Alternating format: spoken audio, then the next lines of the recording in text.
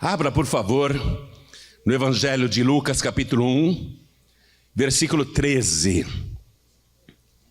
Evangelho de Lucas, capítulo 1, versículo 13. Quem aqui está se sentindo abençoado, abençoada, levante a mão. Deus vai te abençoar mais ainda, escute. Mas o anjo lhe disse: Zacarias, não temas, porque a tua oração foi ouvida, e Isabel, tua mulher, dará à luz um filho, e lhe porás o nome de João. Amém? Cerca de uns 80 anos antes de Cristo. Atenção, quero te posicionar. Aproximadamente 80 anos antes da era cristã, antes da era atual, havia um casal muito temente a Deus. E eles tinham um histórico espiritual muito elevado. Por exemplo, a esposa era descendente da linhagem de Arão. E você sabe que Arão era irmão de Moisés e foi o primeiro sacerdote de Deus neste planeta.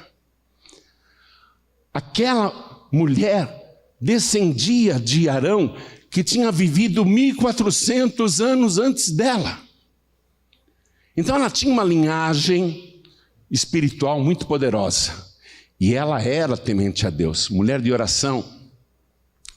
E o marido dela igualmente veio, inclusive, a se tornar um dos sacerdotes em Israel.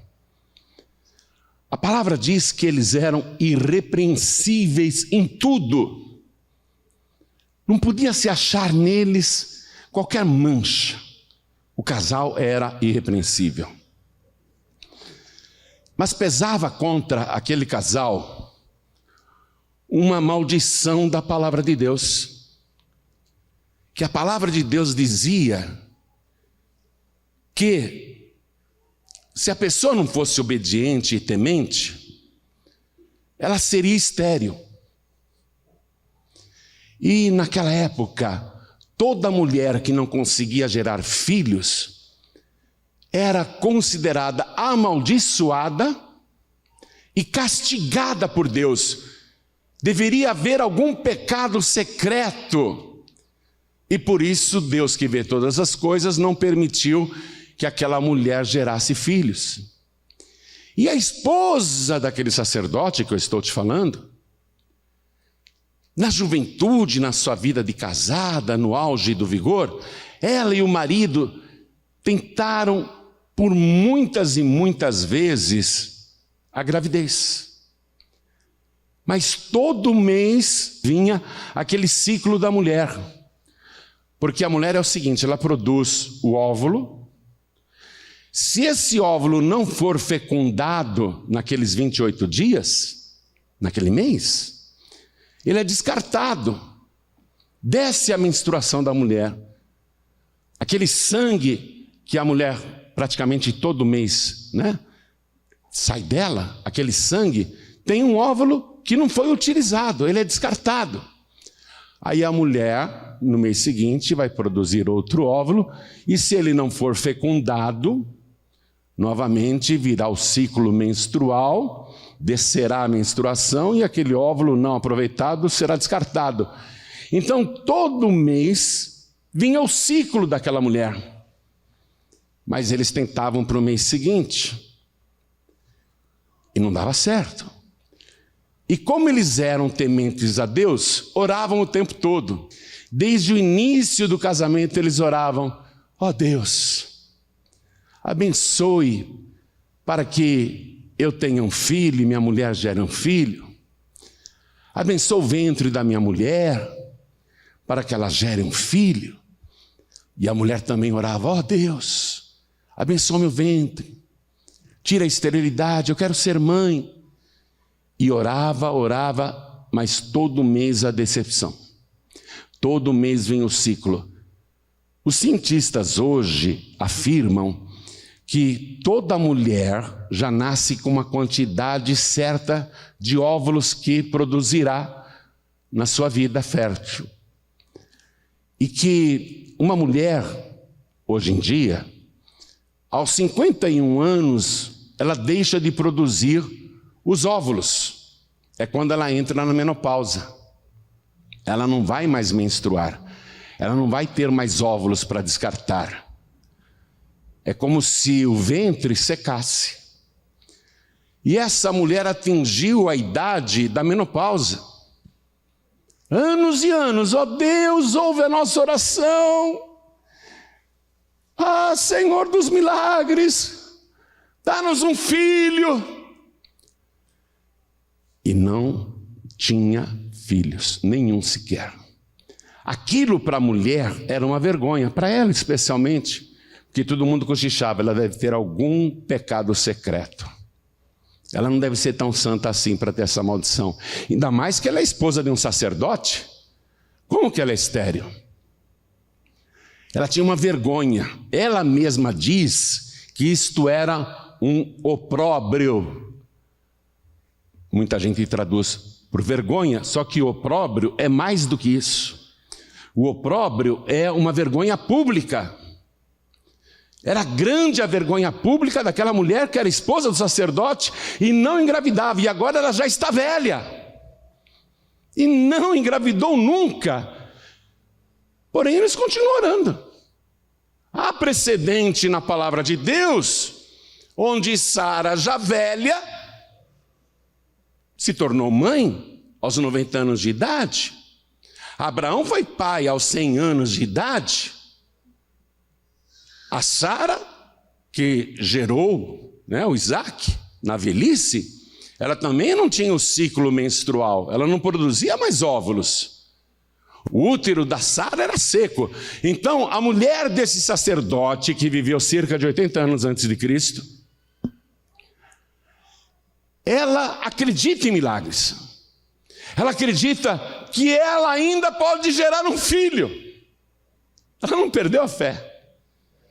E ela ora o tempo todo, e o marido dela também.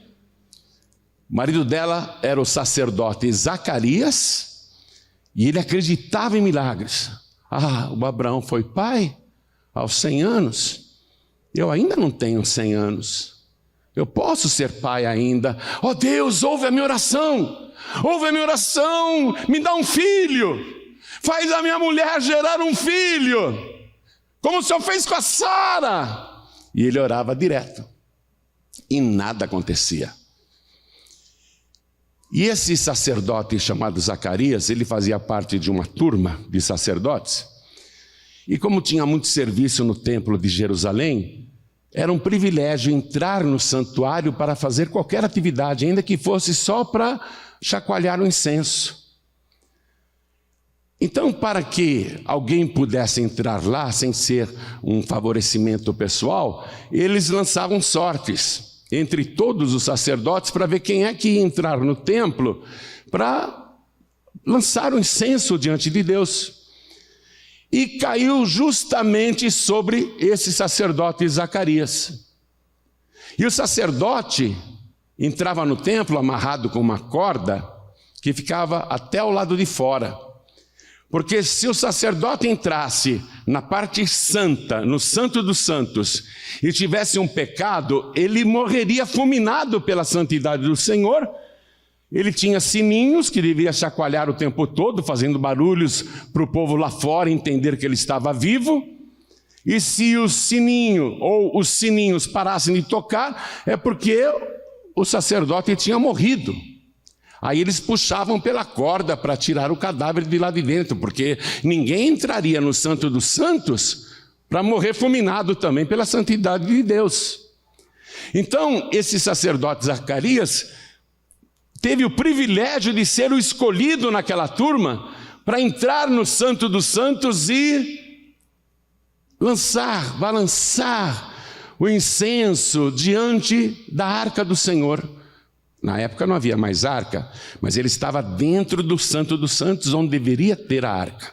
E ele está lá, movendo o incenso. Zacarias já está velho, muito velho, muito velho.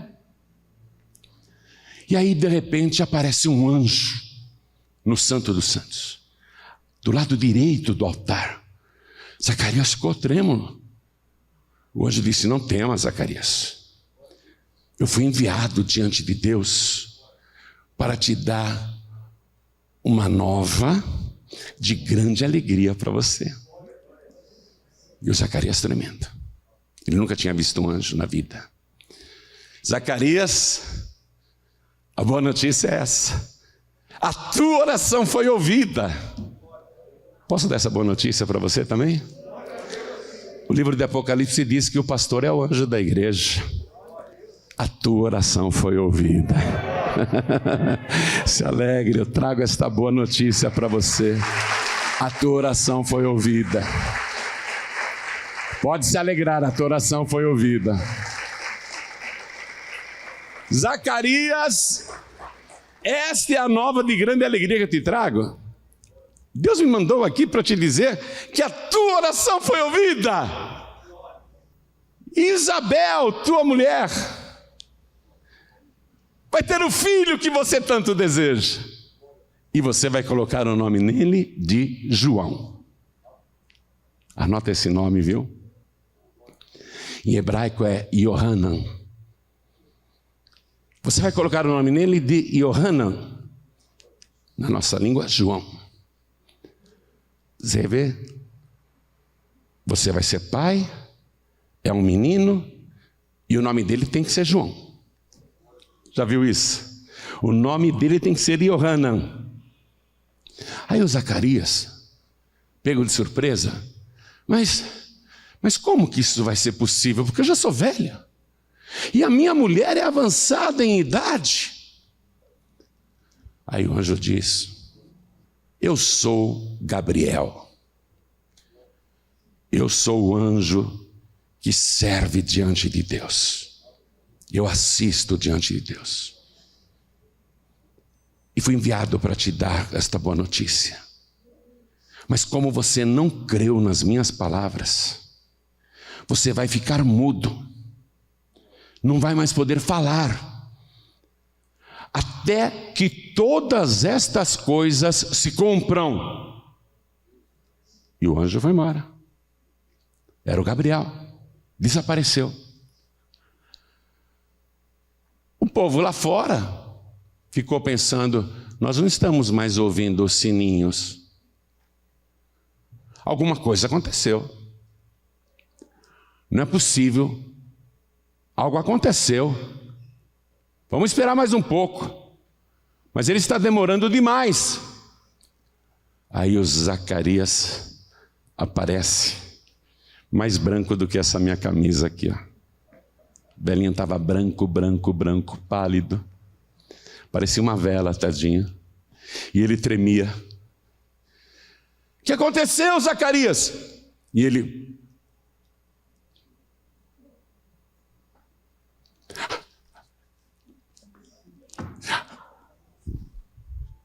A palavra diz que ele estava mudo e falava por acenos. Imagina, por acenos, ele não tinha linguagem de Libras, ele descreveu o que tinha acontecido.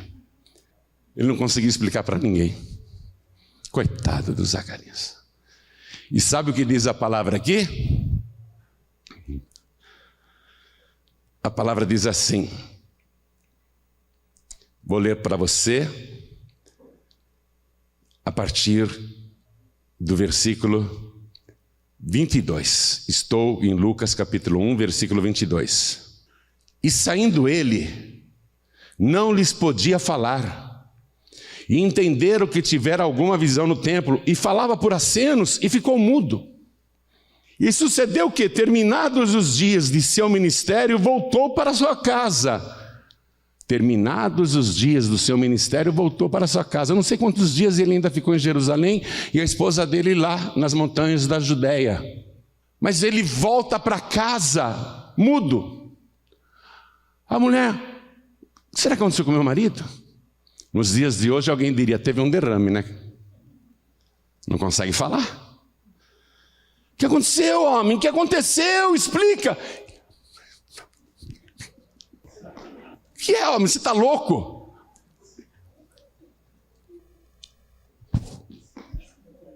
Coitado do meu marido, enlouqueceu. Está velho demais. Vamos ler? Vou ler o versículo 24. E depois daqueles dias, Isabel, sua mulher, concebeu. Velha, concebeu, e por 5 meses se ocultou, dizendo: assim me fez o Senhor nos dias em que atentou em mim para destruir, passa um traço aí, para destruir o meu opróbrio entre os homens. Eu gosto dessa palavra. Quanta vergonha você já passou, não? Quanto vexame, vergonha pública até, zombaram e escarneceram de você. Você se tornou motivo de chacota lá no teu emprego, você se tornou motivo de chacota lá na tua escola, você se tornou motivo de chacota no meio da tua família, a tua vergonha se tornou pública.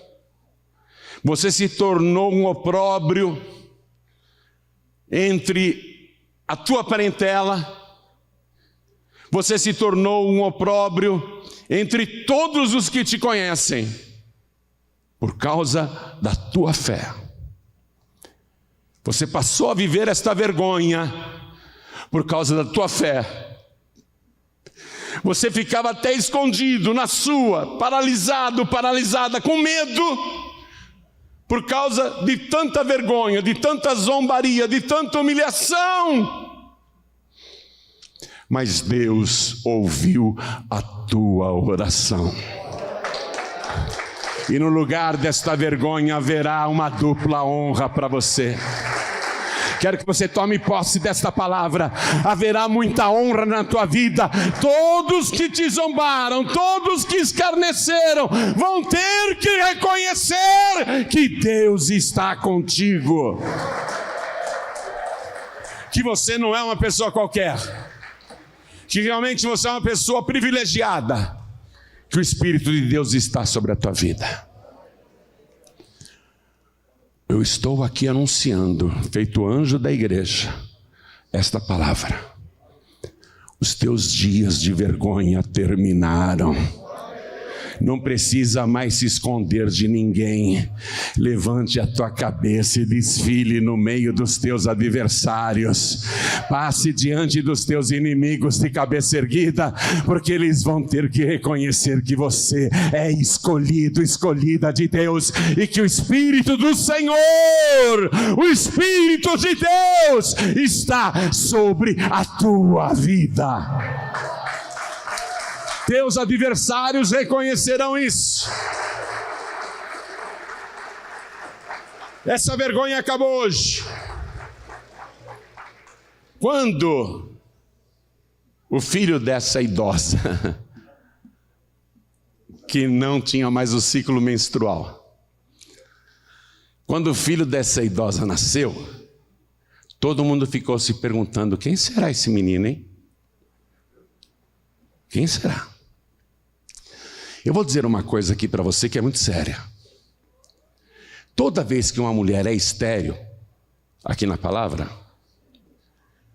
ou pensa que é estéril, ou demora muito para gerar e clamou muito a Deus, ou mesmo sendo estéril de verdade, ela ou o homem, não somente ela, mas o homem também, toda vez que acontece uma gestação milagrosa,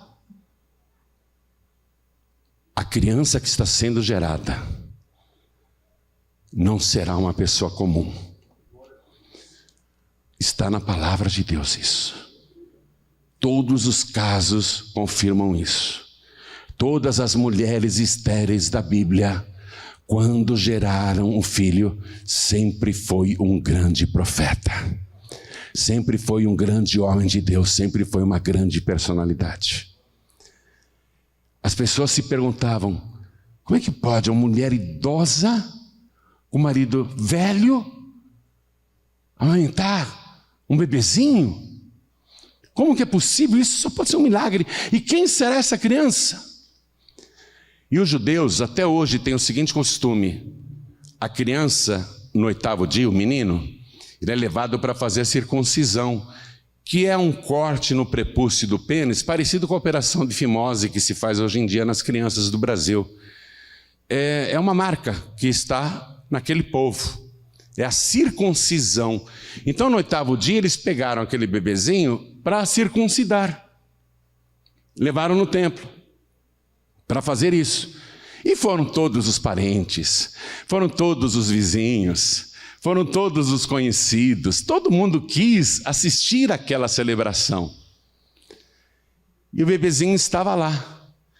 Aí o sacerdote pergunta: qual vai ser o nome do menino? E os familiares e parentes começam a dar palpites, e sempre que tem uma pessoa grávida na família, a criança, todo mundo quer dar palpite sobre o nome, né?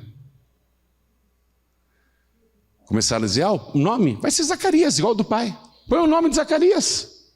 E chamavam o menino: ô Zacarias, ô Zacarias. Aí chega essa idosa. Olha o que ela diz no versículo 60. Estou em Lucas capítulo 1, versículo 60.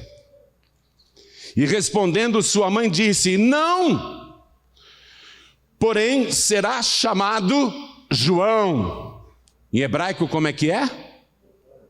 Yohanan. Não, porém será chamado Yohanan.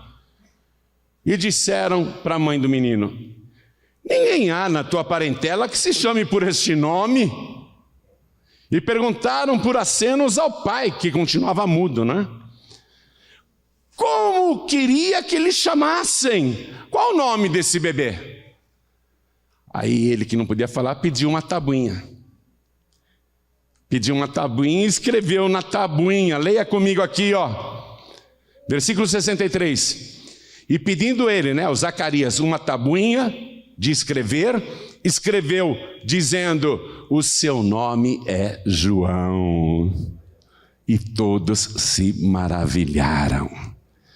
O seu nome é João. Todos se maravilharam. Quando ele escreveu: o seu nome é João, coincidindo com a vontade da sua esposa, obedecendo a ordem do anjo, eles abriram mão do direito de colocar o nome no filho. Todo pai e toda mãe não abre mão desse direito. Ninguém abre mão do direito de colocar o nome que deseja pôr no seu filho que vai nascer ou que nasceu. Essa tarefa não é passada para ninguém. Só que o nome desse menino que nasceu de um casal estéril e idoso, esse nome não foi dado por pessoas da terra. Porque pela vontade das pessoas da terra, o nome dele seria Zacarias, igual ao pai. Zacarias filho. Bar Zacarias em hebraico. Filho de Zacarias. Pela vontade do homem, o nome do menino seria Zacarias. Pela vontade do mundo, o nome do menino seria Zacarias. Mas pela vontade do céu, o nome dele tem que ser João. Yohanan. Tem que ser João. Por que tinha que ser João? Nessa hora, a língua do Zacarias se soltou. Efatá. Nessa hora, a língua dele, Efatá. A boca do Zacarias se abriu.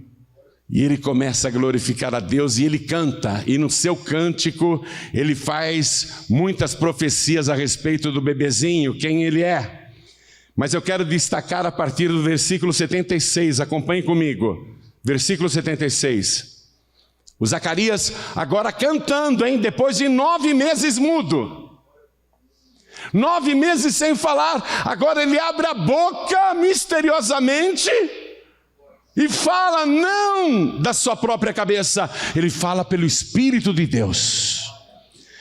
Ele estava cheio do Espírito de Deus e a boca dele se move sozinha. A boca de Zacarias começa a falar sozinha e entre tantas coisas, olha o que diz. Versículo 76. E tu ó menino, serás chamado profeta do Altíssimo, porque hás de ir ante a face do Senhor a preparar os seus caminhos, para dar ao seu povo conhecimento da salvação, na remissão dos seus pecados. O que ele está profetizando aqui? Que João vai dar conhecimento ao seu povo da salvação e a remissão, quer dizer, o perdão oferecido pelo credor, oferecido gratuitamente para o devedor, a remissão dos seus pecados. O que quer dizer isto? E por que ele tinha que se chamar João? Anote a tradução do nome Yohanan, é importante você anotar. Yohanan quer dizer Deus fez graça ou graça de Deus. Anote isso. Deus fez graça ou ofereceu a graça, nesse sentido. Ou graça divina, ou graça de Deus. É isso que quer dizer Yohanan, graça. Quem é esse menino? Quem é esse garoto que o céu disse ele tem que se chamar graça de Deus? Quem é esse menino que tem que se chamar graça de Deus? O próprio Jesus diz quem ele é. Vamos no Evangelho de Mateus capítulo 11, versículo 9. E falando de João Batista, aquele menino era João Batista. Jesus está falando daquele menino que nasceu 6 meses antes de Jesus. Ele era 6 meses mais velho que Jesus. A sua mãe chamava-se Isabel e era prima da Virgem Maria. Então, Jesus está falando de uma pessoa que era sua parente, era um primo, mas que no mundo espiritual é muito mais do que isso. Não era simplesmente um parente carnal. Olha só, olha o que Jesus fala a respeito do menino que agora tem a mesma idade que Jesus, apenas 6 meses mais velho. Jesus estava pregando para uma multidão e Jesus diz: mas então, que fostes ver? Um profeta? Sim, vos digo eu, e muito mais do que profeta. Porque é este de quem está escrito: eis que diante da tua face envio o meu anjo, que preparará diante de ti o teu caminho. Jesus está citando o profeta Malaquias, o último profeta do Antigo Testamento. Capítulo 3, versículo 1. Jesus está citando a palavra de Deus, a profecia de 400 anos antes. Eis que diante da tua face envio o meu anjo. Jesus disse, ele é mais do que profeta. Ele é o meu anjo, que preparará diante de ti o teu caminho, o caminho do Messias, o caminho do Senhor, o caminho do próprio Deus. Versículo 11. Em verdade vos digo, Jesus falando, que entre os que de mulher têm nascido, não apareceu alguém maior do que João Batista. Mas aquele que é o menor no reino dos céus é maior do que ele. E desde os dias de João Batista até agora, se faz violência ao reino dos céus e pela força se apoderam dele. Aí Jesus faz essa declaração que é altamente reveladora e explicativa. Versículo 13. Porque todos os profetas e a lei profetizaram até João. Profetizaram até João. O que Jesus está explicando? Que João é a divisa entre o Antigo Testamento, baseado na lei de Moisés, olho por olho, dente por dente, vida por vida, sangue por sangue. E o Novo Testamento, a graça. Se alguém te ferir numa face, oferece-lhe a outra também. Se alguém te obrigar a andar uma milha, vai com ele duas. Perdoa os que te maltratam e perseguem, orai por aqueles que vos maldizem. Amai aos vossos inimigos. João Batista é o divisor entre o Antigo e o Novo Testamento. Preste atenção nisso. Por que o céu obrigou o pai de João Batista a colocar o nome nele de Yohanan? Por quê? Porque estava nascendo o tempo da graça. Ele estava chegando para anunciar o tempo da graça, preparar o caminho do Senhor para isto. Todos os profetas, disse Jesus, e a lei, profetizaram até João. Ora, Moisés profetizou sobre o Messias, sobre o Filho de Deus, sobre o grande rei. Moisés dizia, aparecerá um tão grande quanto eu, a ele ouvireis. Ele profetizou meio de forma obscura. Daniel profetizou sobre o grande rei, cujo reino não teria fim, mas ele tinha assim umas visões nebulosas. Ele escrevia segundo aquilo que sentia. Isaías escreveu também sobre ele, o profeta Isaías profetizou sobre ele, mas também era por uma revelação que vinha, mas ele não via nada, ou se via era uma visão nebulosa, não era uma visão real. Todos os profetas, inclusive Jó, aquele que sofreu muito, quando diziam, amaldiçoa o teu Deus e morre, ele dizia, não, eu sei que o meu Redentor vive, que em breve se levantará sobre a terra. Todos profetizaram sobre ele, mas eram apenas declarações de fé, eram apenas revelações recebidas do Espírito. Todos os profetas do Antigo Testamento profetizaram até João, disse Jesus, mas com João é diferente. João veio não para profetizar sobre um futuro que ainda não tinha chegado. João Batista é maior do que todos os profetas, maior do que Moisés, maior do que Elias, do que Eliseu, de Samuel, maior do que Daniel, maior do que Jeremias, Ezequiel, maior do que qualquer profeta, maior do que Malaquias, maior do que todos, porque todos falaram de visões, mas João Batista não. João Batista pode apontar o seu dedo. João Batista pode apontar o seu dedo para Jesus e dizer, ele é o Cordeiro de Deus que tira o pecado do mundo. Ele é o Salvador da humanidade. Todos os profetas escreveram sobre Jesus, mas não viram. João Batista pode dizer, olha, escuta o que João Batista pode dizer. Este é aquele, apontando para Jesus, de quem eu falei, que é muito maior do que eu. Porque antes de mim ele já existia. Eu, em verdade, vos batizo com água para arrependimento.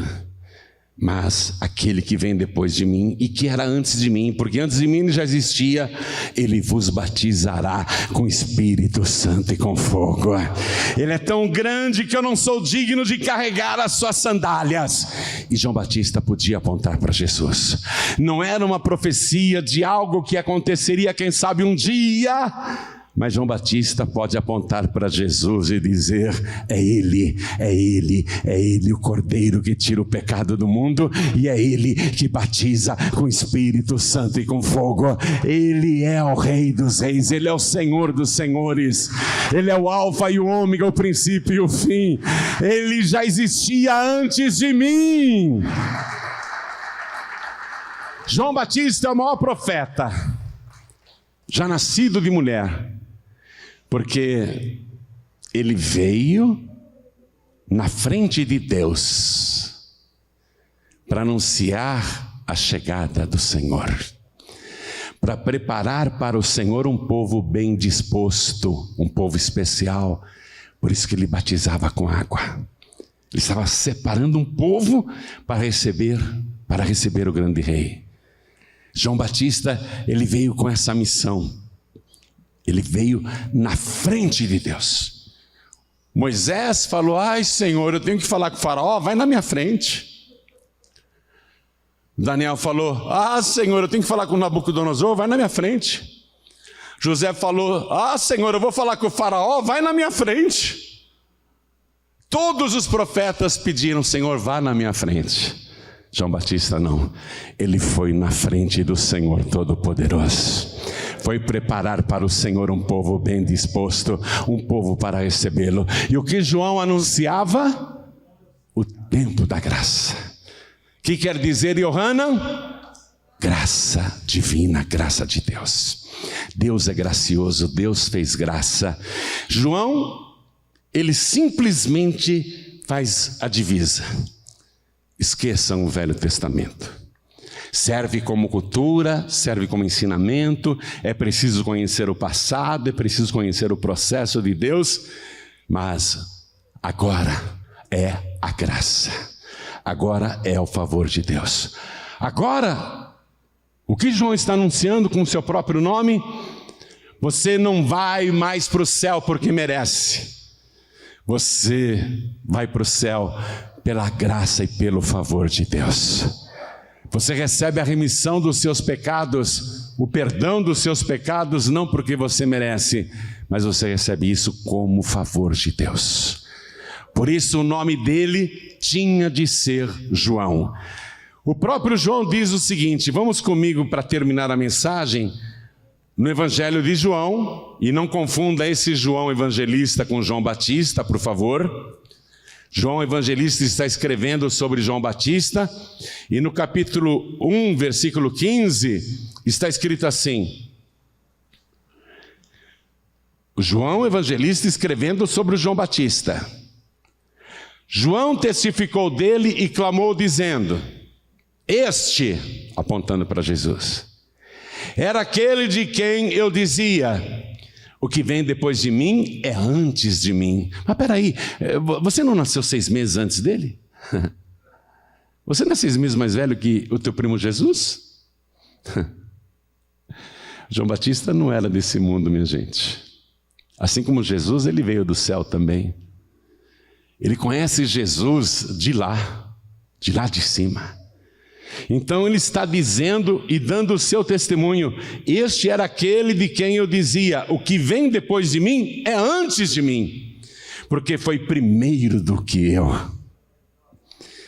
E todos nós recebemos também da sua plenitude, com graça sobre graça, Yohanan sobre Yohanan.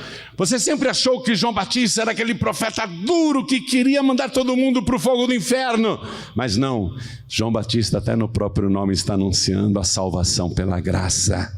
Graça sobre graça. E ó, versículo 17. Porque a lei foi dada por Moisés.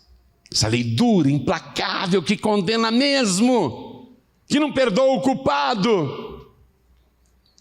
Porque a lei foi dada por Moisés. A graça e a verdade vieram por Jesus Cristo. Vamos aplaudir ao nome do Senhor. A graça e a verdade vieram por Jesus Cristo. João está anunciando o tempo da graça. Aí Jesus, preste atenção, um anuncia o tempo da graça, o João, por isso que o nome dele é Yohanan. João anuncia a chegada do reino dos céus. Ele prega: arrependei-vos, porque é chegado o reino dos céus. Ele prega o reino da graça.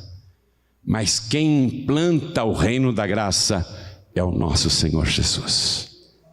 João Batista não fez o sacrifício para a salvação da humanidade, ainda que tenha sido decapitado e a sua voz silenciada, ainda que tenha tido a cabeça separada do corpo, ainda que tenha sido assassinado, um homem santo, um maior profeta já nascido de mulher, o maior profeta de todos os tempos, ainda que tenha morrido com esse grave sacrifício, João não morreu pelos nossos pecados. Eu não posso ser devoto do João Batista. Eu não posso fazer orações para o João Batista. Porque João Batista anunciou a graça. Mas quem faz o sacrifício para implantar a graça, para que a gente seja salvo pela graça, para que a gente vá para o céu sem merecer, quem fez esse sacrifício foi o nosso Senhor e Salvador Jesus Cristo. Um anuncia a graça, o outro é o autor da graça. O menor anunciou a graça, o maior implantou a graça.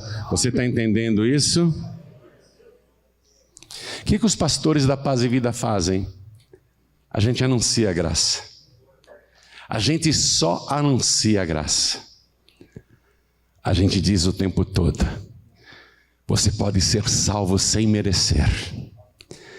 Você pode ter o perdão de todos os seus pecados e o seu passado apagado, sem que faça nada para merecer isso. Você pode ter o seu nome escrito no livro da vida e ser salvo, salva agora, sem ter feito nada para isso. Por quê? Porque isso é graça. A graça é um favor que a gente recebe sem merecer. Os teólogos assim definem graça. Graça é o favor imerecido. O que nós fazemos, eu, Neilton, pastores da Paz e Vida, o que João Batista fez? A gente anuncia a graça. Mas quem que te dá a graça? Quem que te salva de graça? Então vamos dar uma salva de palmas para Jesus. Ele te salva de graça. Você não precisa pagar missas, nem de 7º dia, nem de um mês, nem de um ano. Você não precisa se matar de fazer caridade para merecer a salvação. Você não precisa fazer absolutamente nada para ser salvo, salva. Porque Jesus fez tudo para que você receba a salvação de graça. Para mim e para você é de graça, mas para Ele custou um alto preço. Preço de sangue, preço de vida, sacrifício de vida, para implantar a graça.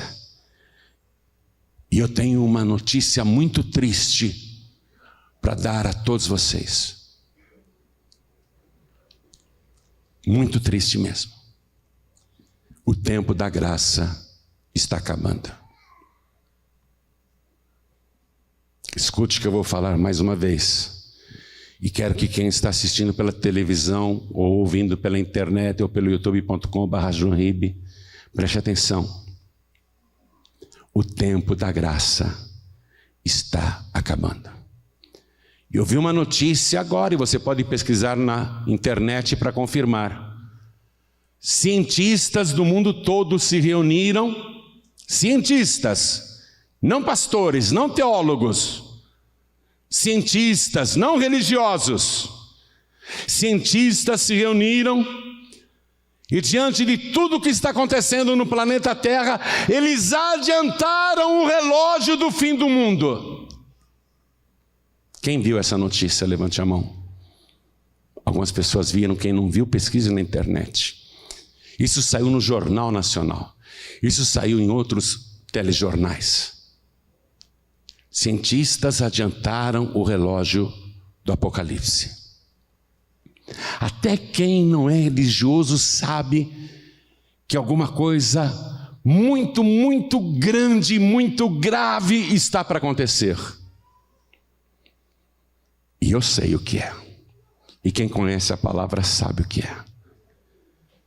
A gente sabe o que é, porque Jesus, há 2000 anos atrás, falou assim: quando vocês virem todas essas coisas acontecendo na terra, levantai as vossas cabeças, porque está próxima a vossa redenção. Quando começar o arrebatamento dos salvos, o tempo da graça vai terminar. E aí vai começar o tempo da grande tribulação. Hoje você é salvo, salva de graça, pelo sangue de Jesus.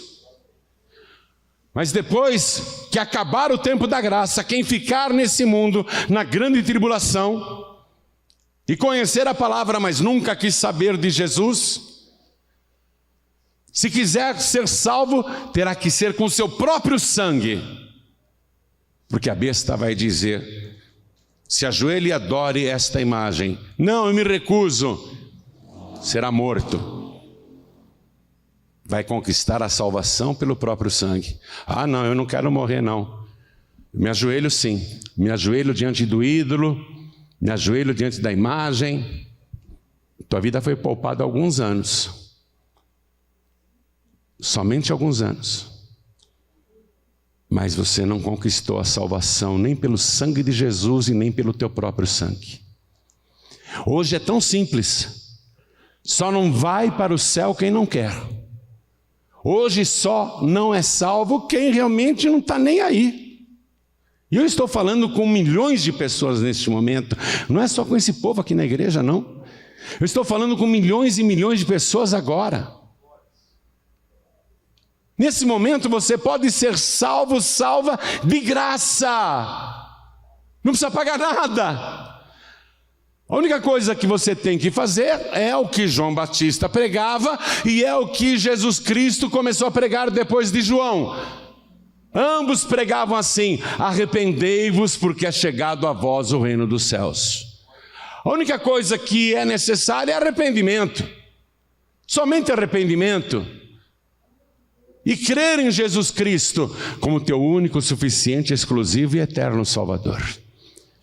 Se você se arrepender e crer em Jesus, no sacrifício que Ele fez na cruz, então, pela graça, simples assim, totalmente de graça, o teu nome vai ser escrito no céu.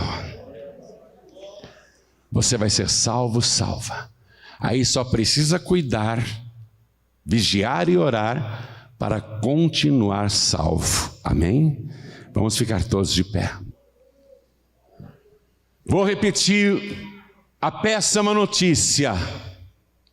Cientistas adiantaram o relógio do fim do mundo. E nós sabemos que o tempo da graça está no fim. Essa é a hora dos retardatários entrarem na arca da salvação. Essa é a hora dos retardatários acordarem e dizerem: por favor, eu também quero. Por favor, eu recebo Jesus como meu único, suficiente, exclusivo e eterno Salvador. Eu me arrependo dos meus pecados. Senhor, escreve o meu nome no livro da vida, me salva. Essa é a hora dos retardatários. O relógio do fim do mundo foi adiantado não por teólogos, não por pastores, não por religiosos, mas por cientistas. A hora está chegando. E Deus é tão bom para você. Deus é tão maravilhoso. Ele te ama tanto que Ele falou: eu vou dar mais uma oportunidade para aquela pessoa, para que ela seja salva. De graça. O que ela precisa fazer? Levantar a mão. Levantar a mão e dizer: eu quero receber Jesus agora como meu único, suficiente, exclusivo e eterno Salvador. Quem quer, erga a mão direita bem alto. Todos que querem. Oh glória, vamos aplaudir ao Senhor Jesus. Cada mão que foi erguida. Vem aqui para frente, por favor, cada pessoa que tomou a decisão de receber Jesus agora. Vem para cá, é o tempo da graça. Isso não custa nada. Sair do teu lugar e vir aqui para frente não te custa absolutamente nada. Isso, a palavra diz: porque pela graça sois salvos, mediante a fé. E isto não vem de vós, é dom de Deus, é presente de Deus. Não vem das obras para que ninguém se glorie. Eu quero chamar aqui também os filhos pródigos, as filhas pródigas. Muita gente esfriou na fé, se afastou, não está indo mais em igreja nenhuma, está no mundo, está lá fora, voltou a fazer coisas erradas, parece que ficou cega, ficou surda, parece que ficou paralisada por essa crise mundial. Muita gente se afastou da casa do Pai.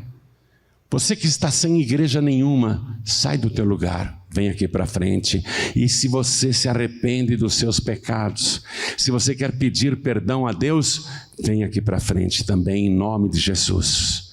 Porque o teu nome tem que brilhar no livro da vida. O teu nome tem que resplandecer no céu. Vamos aplaudir ao Senhor Jesus por cada vida que está chegando. Não fique aí não. Se o Espírito Santo está te chamando, vem para frente. Porque o Espírito Santo empurra. Ele diz, vai lá para frente. E a pessoa fica resistindo. Está sentindo o chamado do Espírito Santo? Então vem aqui para frente. E há muitas pessoas que estão fracas na fé, com vontade de desistir, estão desanimadas, abatidas, sem forças para continuar. Jesus disse, quem perseverar até o fim será salvo. Você que se sente fraco, fraca na fé, e quer uma oração para voltar para casa fortalecido, fortalecida, sai do teu lugar e vem aqui para frente também, vem para cá. Pastor João Ribe, eu quero esperar Jesus com a certeza de que, se a trombeta tocar, eu vou subir, que eu não ficarei para a grande tribulação. Então vem aqui para frente, vem para esse lado aqui também. Vamos aplaudir mais ao nome de Jesus. Vem para esse lado aqui também. Quero falar com você que está ouvindo esta mensagem pelo rádio, em algum lugar do Brasil ou do exterior. Quer entregar a vida para Jesus? O tempo da graça está se esgotando. Hoje é fácil, é facílimo ser salvo. É só receber Jesus como o único, suficiente, exclusivo e eterno Salvador. Quer entregar a vida para Jesus? Se você puder, se ajoelhe ao lado do televisor, ao lado do rádio, ao lado do computador. E quem está em trânsito e não pode se ajoelhar, ou está num hospital imobilizado, não tem como se ajoelhar, mas quer entregar a vida para Jesus, coloque a mão direita sobre o seu coração. E cada pessoa que veio aqui para frente, vamos nos ajoelhar diante do altar. Vamos nos ajoelhar. A igreja continue de pé, por favor. Coloque a mão direita sobre o teu coração, quem está à distância também. Ore assim comigo, meu Deus e meu Pai. Eu sou salvo pela graça, não é porque eu mereço, é por causa que o Senhor Jesus, graciosamente, morreu por mim e desta maneira me purificou com o seu sacrifício. Meu Deus da glória, eu me arrependo dos meus pecados e peço ao Senhor que escreva o meu nome no livro da vida e me dê agora, Senhor, junto com o perdão, a alegria da minha salvação, porque eu confesso diante do altar, diante do céu, diante da terra e até diante do inferno, eu confesso que me arrependo dos meus pecados e que recebo o Senhor Jesus como meu único, suficiente, exclusivo e eterno Salvador para todo sempre. Amém.